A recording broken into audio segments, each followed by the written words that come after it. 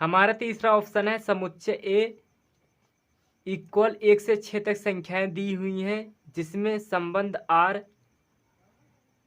X comma Y इस प्रकार है कि वाई भाज्य है यक्स से।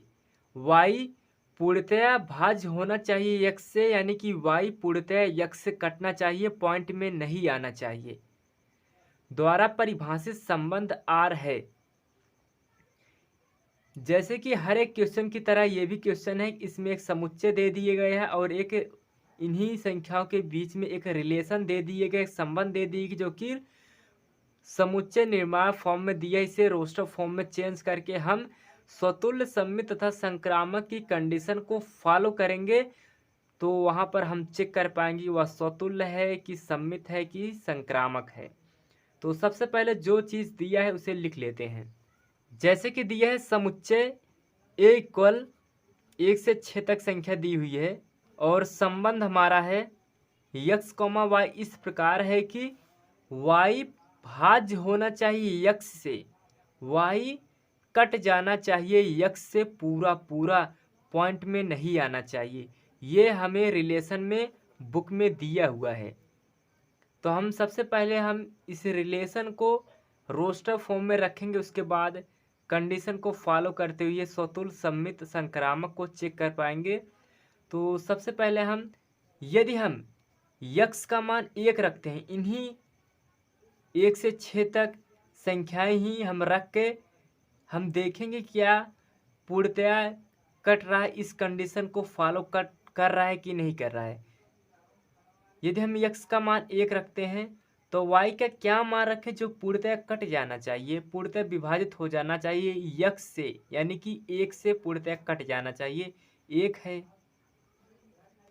2 है, 1 से 3 भी कट जाएगा पूर्णतया, 1 से 4 भी, 1 से 5 भी, 1 से 6 भी। एक कंडीशन ये हो गई। यदि हम यक्स का मान 2 रखेंगे, दूसरा नंबर यक्स का मान 2 रखेंगे तो वाई का मान क्या रखें जो पूर्णतः कट जाए। तो वाई का मान 2 रख सकते हैं, एक तो रख सकते हैं, वाई का मान 4 रख सकते हैं और वाई का मान एक 6 रख सकते हैं। जो यक्स का मान ये 2 है तो पूर्णतः काट देगा। यदि हम यक्स का मान 3 रखें, इसी कंडीशन को फॉलो कर रहा है, यक्स का मान 3 रखें तो वाई का मान हम 3 रखेंगे तो भी पूर्णतः कट जाएगा, 6 रखेंगे तो भी पूर्णतः कट जाएगा। यदि हम यक्स का मान 4 रखें तो वाई का मान यदि 4 रखेंगे तो पूर्णतः कट जाएगा। इसके अलावा 1 से 6 तक के बीच में कोई ऐसी संख्या नहीं है जो यक्स का मान 4 हो और वाई का मान कोई ऐसी संख्या नहीं है कि जिन्हें रखने पर वह पूर्णतः कट जाएगी। तो इसलिए यक्स का मान यदि हम 5 रखें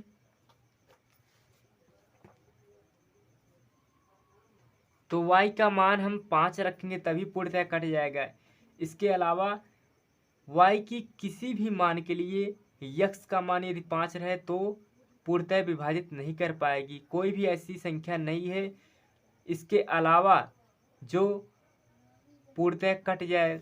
यदि यक्स का मान 6 रखें तो वाई का मान भी 6 रखना पड़ेगा तभी पूर्णतः कट जाएगा। अब हम इस रिलेशन को रोस्टर फॉर्म में कैसे चेंज करेंगे उसको देख लो। यक्स का मान पहले लिखा जाता है और वाई का मान बाद में। खुद का खुद के साथ कनेक्शन, एक जो है एक को विभाजित कर देगा पूर्णतया, यही कंडीशन दी हुई है। और दूसरी दी है कि एक 2 को विभाजित कर देगा, एक 3 को विभाजित कर देगा, एक 4 को भी विभाजित कर देगा पूर्णतया, एक 5 को भी विभाजित कर देगा, एक 6 को भी विभाजित कर देगा। अब यदि यहीं तक हम संख्या ही यहीं पर दिया है समुच्चय में 1 से 6 तक, तो यदि हम यक्स का मान 2 रखें तो वाई का मान 2 रखेंगे तभी पूर्णतः विभाजित कर पाएगा।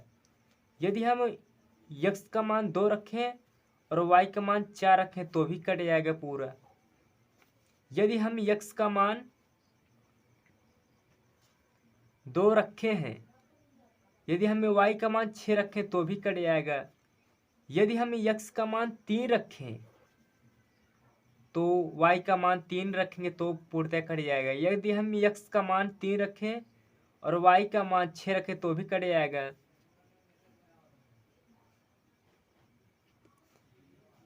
यदि हम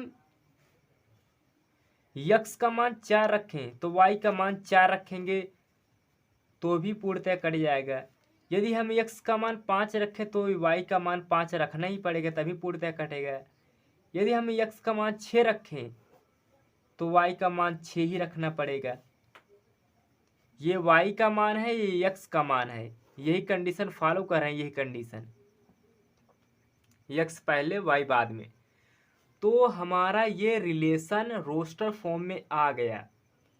अब हम इन्हीं के बीच में स्वतुल्य सममित संक्रामक चेक करेंगे उनके कंडीशन को फॉलो करते हुए। तो सबसे पहले हम देखते हैं स्वतुल्य है कि नहीं। स्वतुल्य के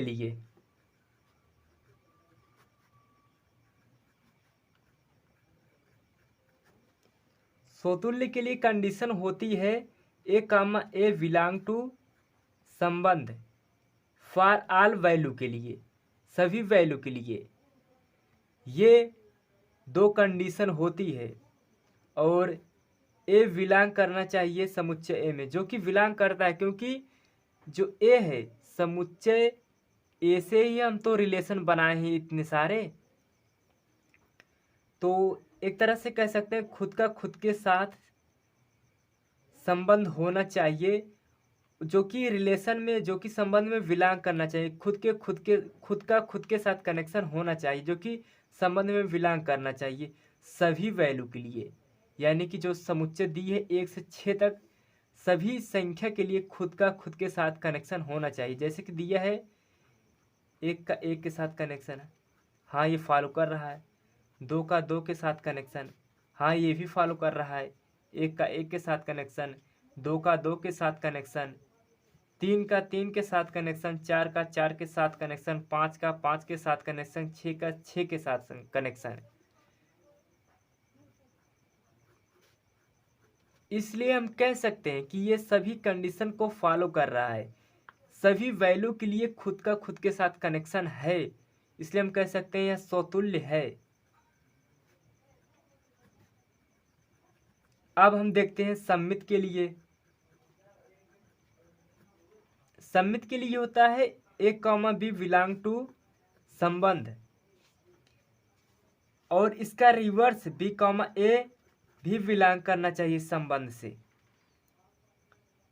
सपोज करो हम कोई भी एक संख्या ले लेना इसमें से। सपोज करो हमने लिया ए कामा बी 1 कामा 2, बी का मान 2 है, ए का मान 1 है, बिलोंग कर रहा संबंध में। ये तो पहली कंडीशन फॉलो हो गई। अब ये होना चाहिए कि 2 यहाँ होना चाहिए, 1 यहाँ होना चाहिए, 2 कामा 1 बिलोंग करना चाहिए संबंध में। अब संबंध में जो हमारा आया है उसमें देख लेते हैं। 2 कामा 1 है, 2 कामा 1 नहीं है, यानी कि बिलोंग नहीं कर रहा है संबंध में, तो इसलिए कह सकते हैं यह सममित नहीं है।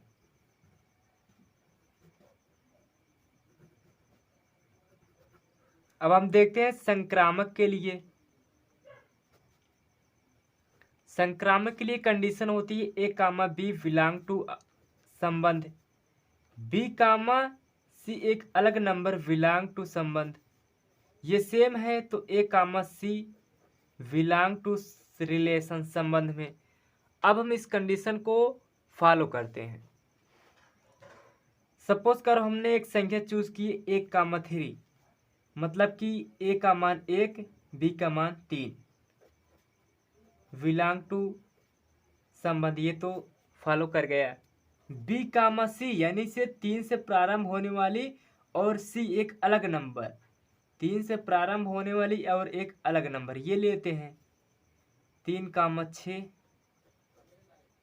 बिलोंग टू संबंध जो कि बिलोंग कर रहा, हाँ ये भी पास हो गया। सी का मान 6, बी का मान 3 था ही। अब ये सेम है।